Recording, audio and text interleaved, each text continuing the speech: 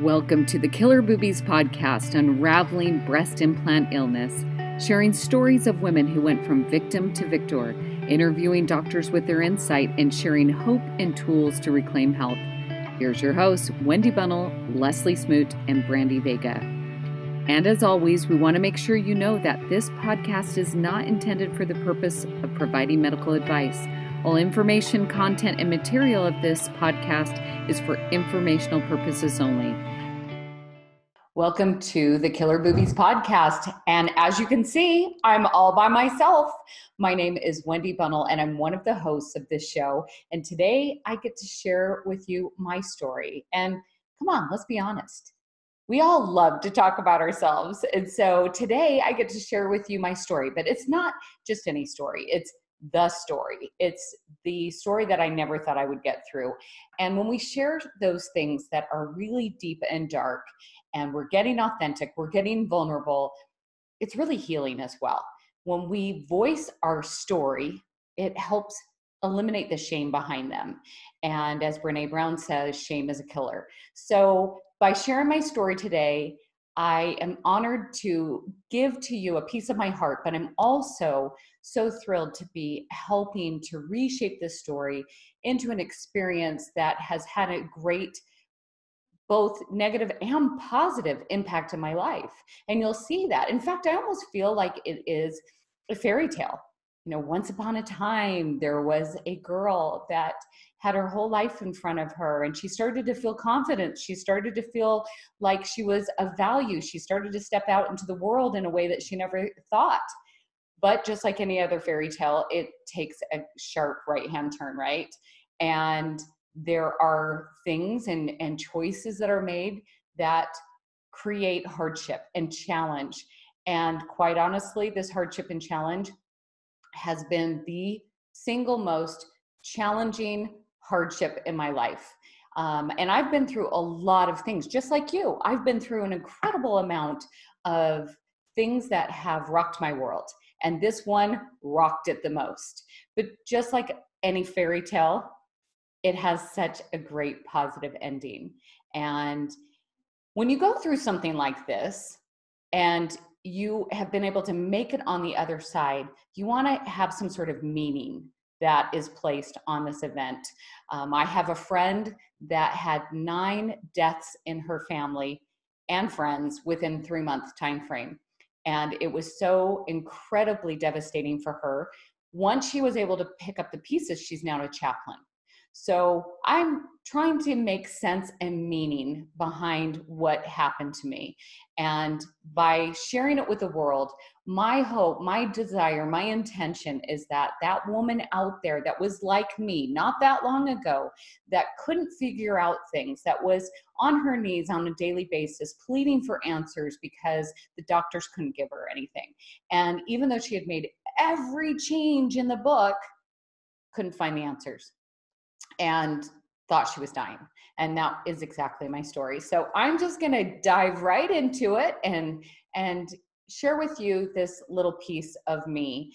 It's a large piece of me. Let's just be real here.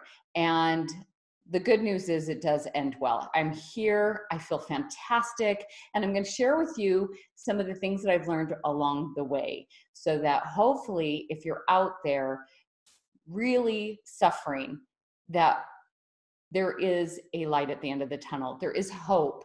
And that was the thing that really was extinguished in my life towards the end, was that hope. Because I had checked every box of good health, of the things that I could do myself, and it wasn't making a difference. And I had turned every stone over, and I couldn't find the answer. So here we go. So I'm going to start at the beginning. And the beginning really is when I was growing up, I was the middle sister. Okay, let's just say it. I was the Jan of my family. Okay. And I had a Marcia sister. And in fact, I remember getting into high school and all the boys were like, oh, you're Shelly's little sister. So I was a Jan. I was like, Marcia, just like that. I thought my sister was beautiful. She was sexy from what the boys said, and I was the cute one. And let's face it, when you're 14, 15, 16, you don't want to be cute. You want to be beautiful. You want to be sexy. You want to be, you want the boys to look at you.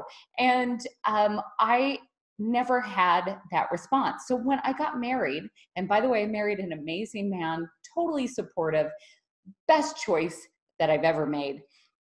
But he loved the voluptuous body of a female. I mean, if even though he loved me, and here I am, an A cup, I saw that his ideal woman physically was the Pamela Andersons, the Dolly Partons, the bigger, the better.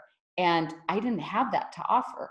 And so as I started to get, finish my child rearing, I had my babies, and you can see I've got a pillow called Glamma. I've got 9 grandbabies at this point. So 7 years ago, I'd finished having my babies. I had lost a tremendous amount of weight. I was feeling really good about myself. And I actually thought, as almost a self-care thing, hey, I deserve this. I deserve this. I want to know what it feels like to feel sexy in the bedroom. I want to know what it feels like to fill a bathing suit, to fill a beautiful dress when I'm on vacation. I want to know what that feels like. And so I went in and I got one that wasn't over the top. It was very just kind of medium size. In fact, you probably wouldn't have noticed that I had breast implants unless you knew me prior. And so they were just really subtle. I had Mentor implants over the muscle, and so very, very natural looking. And guess what? I loved them. I loved them. I thought they were beautiful. I thought they were fabulous. I thought they did everything I wanted them to do. And I really enjoyed the way that I looked and never thought a second about them. In fact, it wasn't even that long ago, probably maybe 7 or 8 months ago, that I said, oh, that was still one of the best choices I ever made until I found out it wasn't. So 6 months in, I started to get these really crazy rashes, really like disgusting rashes on the back of my neck, on my hands. And I attributed it to my lifestyle. I had just quit my full-time job and was stepping into being an entrepreneur. And so it was really forcing me to get out of my comfort zone. So I thought it was stress. And that's what I attributed it to. And in fact, I think I went to an acupuncturist finally, because I went to the dermatologist, really couldn't get anything that would make it go away. And the acupuncturist said, oh, it's your liver. Your liver is overtaxed. And so gave me some tinctures that kind of cleared it up for a little bit from time to time, but it would come back every once in a while. Totally makes sense that my liver was being overtaxed. I was literally being poisoned inside my body, but I didn't know it. And so things like that, anxiety started to show up in my life. Again, I had had it years before, so I figured, oh, just my lifestyle choices, it's coming back again. I'm just going to get all my tools out of my tool belt, and I'm going to help this, manage this, make it go away. Well, it didn't happen, and it kept significantly getting worse and worse and worse. So here I am, 5 years in now, and really the changes, as I'm looking at things, there were subtle changes. Never in a million years would I have attributed any of it to my breast implants.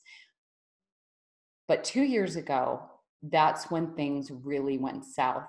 I had just been a part of this incredible women's conference where I was helping produce it. I was speaking at it, and it was a huge success. Sold out, fantastic, incredible experience. So it wasn't like it was a stressful, bad experience. And I walked into my house, and I can recall this so clearly, like it was yesterday. I walked through the front door. I had my suitcase in my hand, and it was so incredibly heavy to me that I had to just drop it. And I looked up my stairs knowing my bedroom was up there, and all I needed to do was make it to my bed. If I could make it to my bed, I would be okay. And as I walked up the stairs, it felt like I had 100-pound weights on them. I got to my bedroom door, and I collapsed. And every nerve in my body short-circuited in that moment. I recall a zing that I could feel. And I just had my hands over my ears and I was rocking back and forth, back and forth, back and forth. I could hear the fan overhead. I could hear things around me, but I knew that my life had changed in that moment. At the time, I felt like it was a straw that broke the camel's back, but it was as if my body finally said, you have exceeded the maximum capacity of what I can do for you, and I can't help you anymore. So here I am with several things that happened. First of all, serious acute anxiety. My body was dumping adrenaline and cortisol basically 24 hours a day. And that made it so that I could really not function very well with my business. I couldn't sleep at night. I had severe insomnia. For the first time in my life, I've never had a problem with sleeping. In fact, I like to sleep a little too much.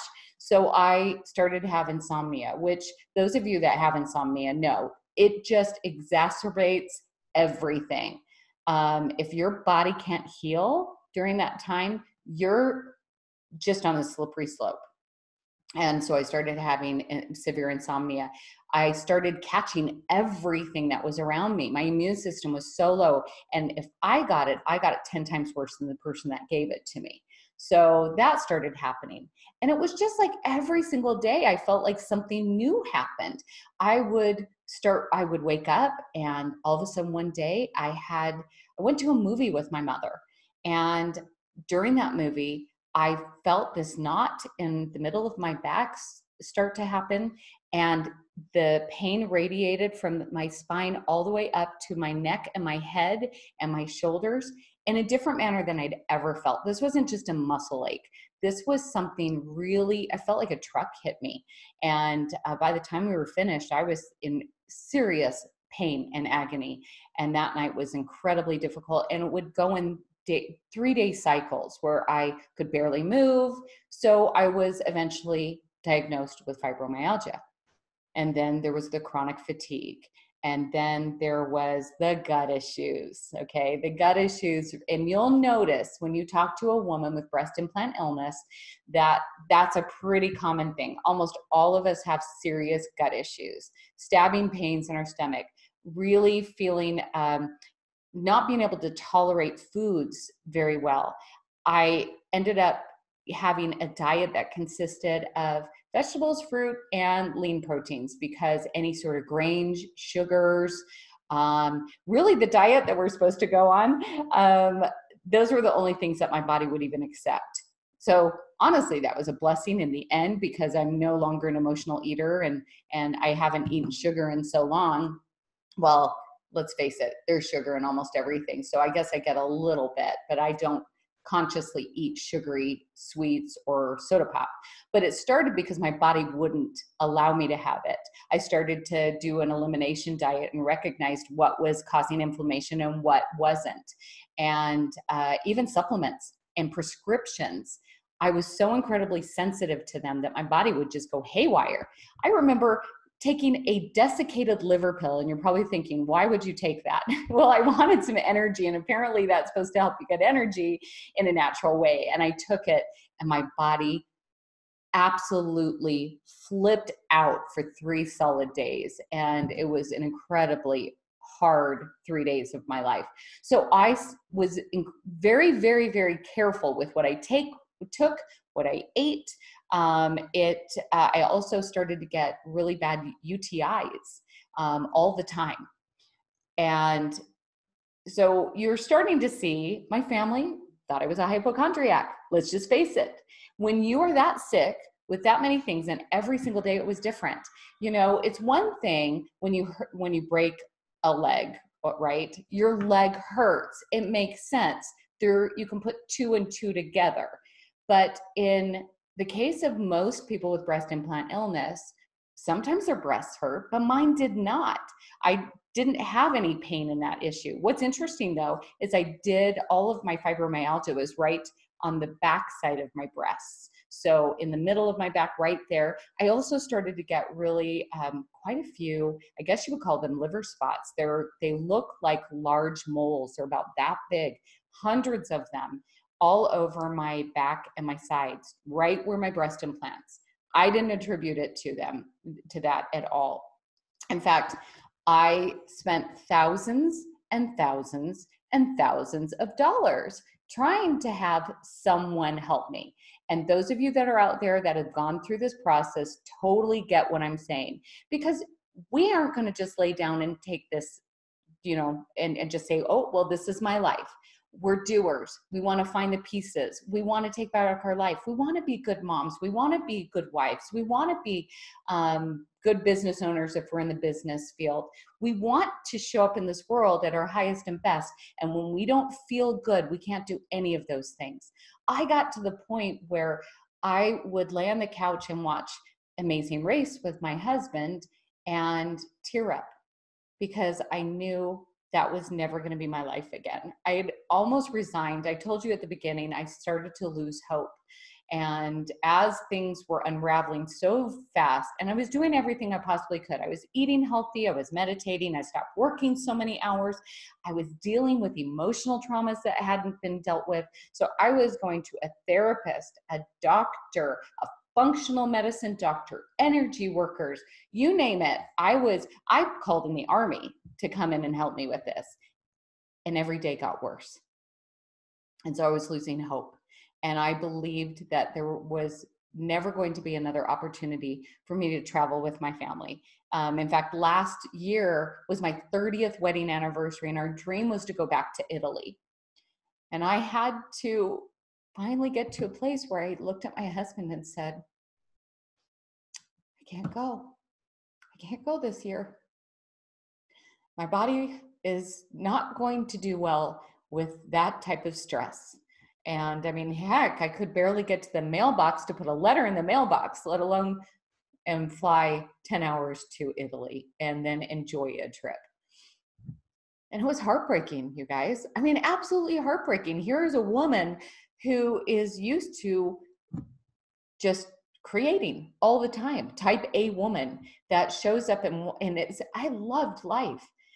And I got to a space where I literally knew I could not live that way anymore. And what ended up happening is, this was not that long ago. I want you guys to understand, this was only like 6 months ago, 5 months ago. Last September, I started to actually plan my funeral, because I decided that there was something that the doctors could not diagnose, and that I wasn't making this up in my head. It wasn't an emotional response. Everything that I was doing was not making a difference. And so in my mind, I thought, well, maybe I have cancer. Maybe I have a tumor, but there's something inside of me. So I got on my knees. And this is where I finally got the download. I got on my knees and I pled with my maker, please, if I'm dying, allow me to surrender and have some good days before the end of my life. Let me enjoy my family. Let me enjoy the last few months of my life while I enjoy my grandkids and my children and my husband. Or I believe you have more for me to do. And if that's the case, help me find the answers. Help me put the pieces together, because I can't figure it out. And in that moment, when I just finally laid it on the line and said, okay, all right, I can't figure it out. I can't control it. It's out of my hands. What do you suggest? Within 3 days, I had 4 people I truly trusted say, have you considered your breast implants? And I know how things work in my life. And I looked up and said, you're trying to tell me something, aren't you? And that's when I got busy researching. Now, this is the part of the story I want to preface. Most people you're going to hear on this podcast take months and sometimes years really studying, researching, going to doctors, all of those things. But I'm going to tell you what my experience was, because I have learned over the course of my lifetime, when I get these huge downloads, when I absolutely know I got inspiration, I don't question it, because I have learned that when I trust it, it's absolutely the right course for me to take. And I have tested it many, many, many times. And when I listen to this inner voice, maybe my higher self, and in my case, I believe it was a God download, that I need to take action. So I started to research. Okay, this was a Friday that I got the download. And I remember walking, I was actually on a hike for once in my life and was walking with my husband. And that was when my body felt good enough to go on a hike. That's when I really felt normal for just very little time.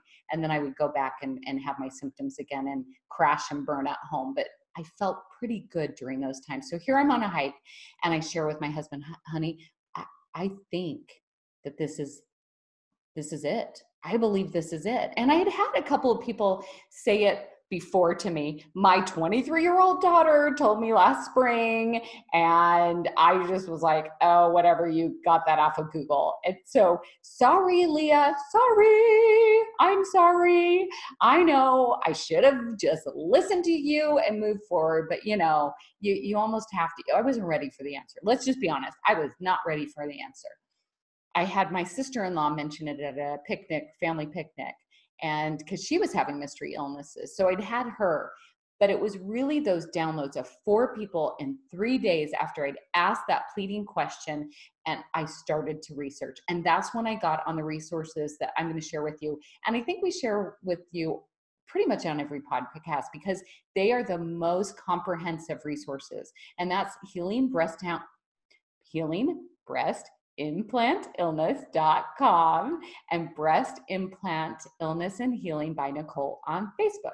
So those are the 2 really comprehensive resources. I started to look through it and recognize there was a process that you take, and we'll have podcasts that talk about really doing the process right, getting the right doctor, getting the right process, making sure that he or she does it correctly so that you're not sick after the surgery. And started to see the common symptoms, and all my symptoms were listed on there. In addition to the ones that I already mentioned, serious brain fog. I really couldn't concentrate very long, had a really hard time speaking, and that's what I do for a living. So that was really incredibly difficult for my businesses that relied on me to speak. What else? Adrenal fatigue, chronic fatigue, gut issues, anxiety, Hashimoto's. That's one that I didn't mention. But you'll see there's a list of symptoms there. And there was like 50 symptoms. I swear I had every one of them except for maybe 4. And I'm starting to put the pieces. And one of the things that I wanted to know was, how was I going to look? I loved the way that I looked. I loved my breasts. And what would I be going back to? So I started to research that, looked at before and afters. And in my mind, I finally came to this place of, if you regain your health and you can take that trip to Italy and you can show up in this world in your highest and best, does it really matter? Does it really matter in the end what you look like? And can you possibly learn to love yourself no matter what? Is that possible? And I decided in my heart, absolutely, heck yes. Heck yes. I was going to do this no matter what the outcome was. So I'd made it up in my mind. My husband looked at me Sunday night and said, when are you going to do this? And that was such a tender mercy of him reaching out and saying, honey, no matter what, I'm here with you. You go for it. And he knows how I do things once I get the download. Monday morning, I'm calling every doctor that was listed on the website. And I got frustrated because every single one of them were booked out 6 months, a year and a half. I'm sure we'll get more and more doctors that are going to be trained in this process. So it will be a shorter and shorter amount of time. And I'm hearing that doctors are opening up more surgeries for explants. That's what we call it, is an explant. Implants when you're putting them in, explants when you're taking them out. So it's called an explant process. And I was frustrated because I'm even calling out of my state, out of the country. and they are way booked out. And I looked up again and said, I take swift and bold action once I get the download. Open up the Red Sea, part it for me, show me the way. So the next day, that night had a friend reach out to me that had explanted. And she said, did you look into this doctor? He's not on the list, but I just utilized him. He does everything right. And I am thrilled with what happened and the results that I received. So I called the very next morning, right as they opened, and they happened to have a cancellation that day. And when I attended there, I knew for sure in that consult that this was my doctor. I knew it in my heart, in my mind. And they happened to have a cancellation the next week. So from the time that I got the download to the time I had my explant, it was 12 days. Ladies out there trying to figure out if this is for you, and you're starting to feel this inspiration, you're starting to feel this gut instinct, and you're like, what she's telling me is resonating with me. I really believe this might be the piece to my puzzle that I'm trying to put together. I would suggest 12 days normally is just not what you get. Realistically, most people are going in 2-3-ish months. And unless you have that divine intervention. And you know what? So there's never, I have seen miracle after miracle after miracle in this process.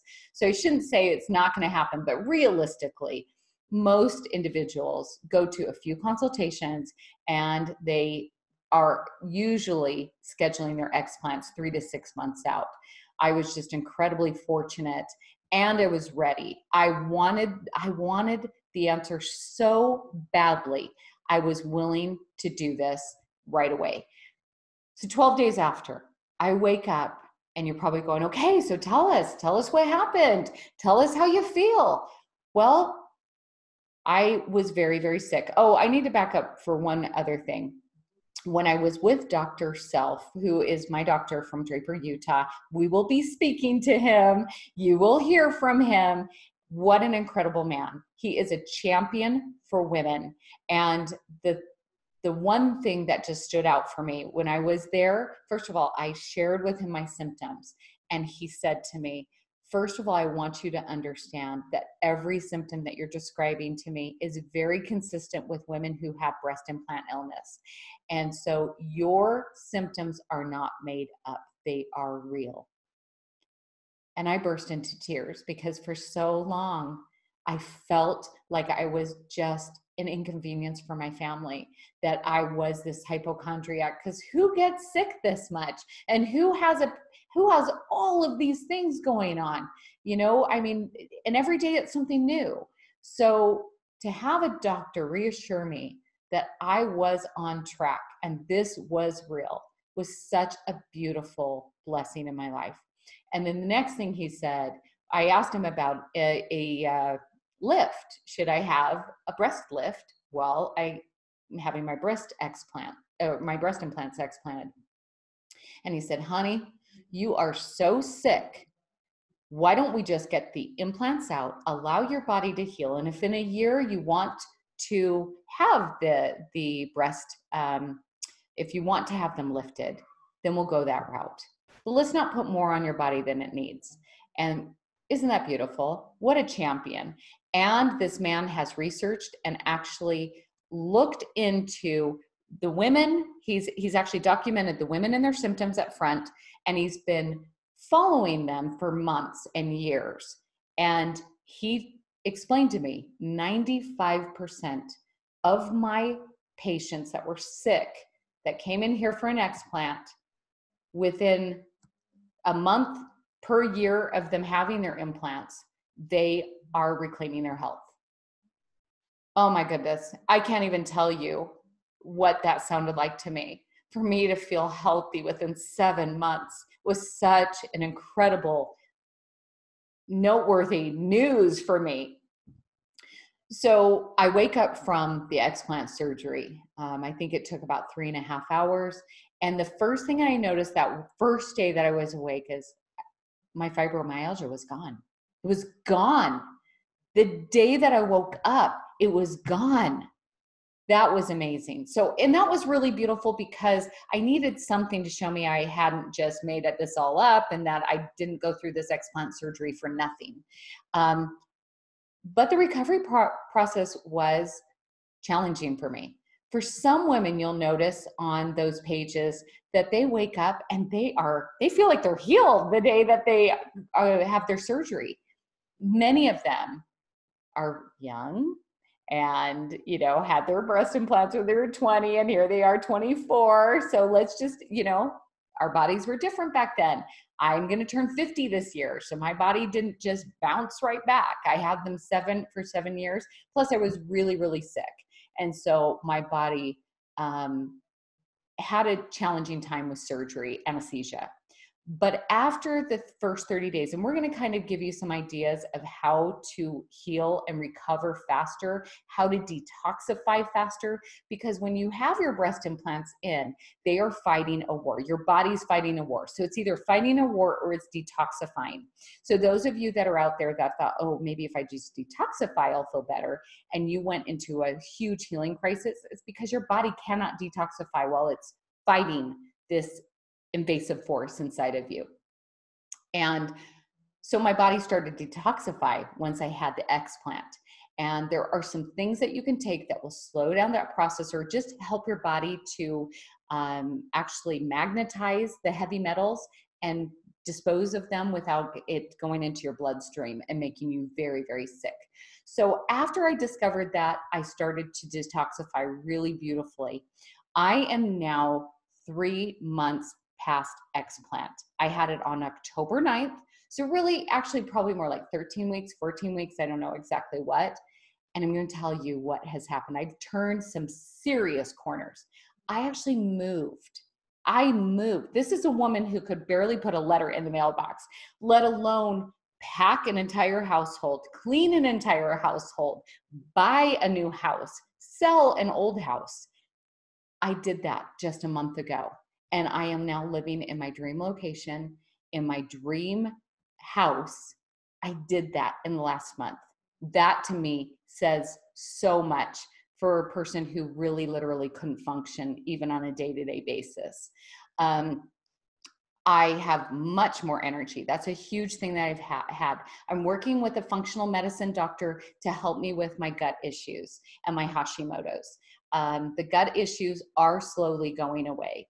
One of the things that she has mentioned, we're going to have her actually on the show as well, is that most individuals with breast implant illness end up having a lot of candida, a lot of yeast and fungus overgrowth, and their balance in their gut is completely off.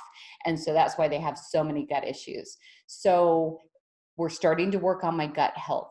I don't have the fibromyalgia like I mentioned before. I haven't had a UTI since I had the surgery. Brain fog, that was one of the immediate things that came back. Being able to concentrate, being able to do this podcast, being able to multitask, what a blessing. That is all back. I still have ringing in the ears. That's one I did not mention. I have tinnitus and that has not gone away. My eyes feel a lot better. I don't have the burning eyes. I'm starting to get my hair back. I was losing a tremendous amount of hair. I'm starting to get my hair back.